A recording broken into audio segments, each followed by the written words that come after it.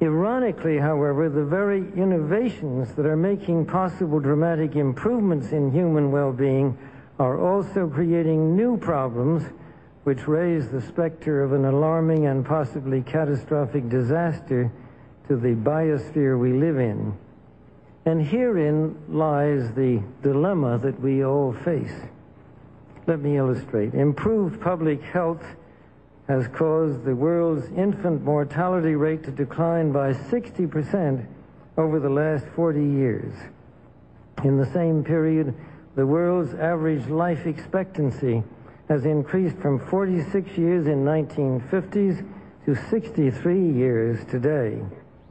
This is a development which, as individuals, we can only applaud.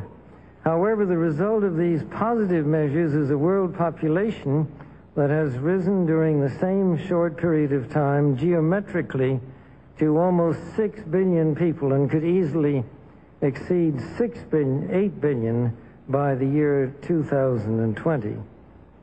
The negative impact of population growth on all of our planetary ecosystems is becoming appallingly evident.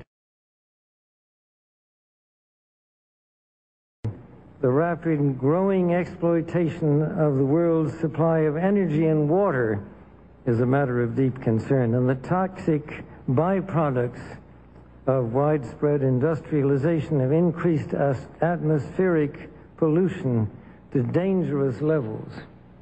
Unless nations will agree to work together to tackle these cross-border challenges posed by population growth, overconsumption of resources, and environmental degradation, the prospects for a decent life on our planet will be threatened.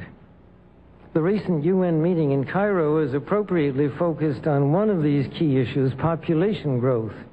But the controversies which have erupted at the conference illustrate the problem of coming to grips with issues that are deeply divisive and which have a profound moral dimension.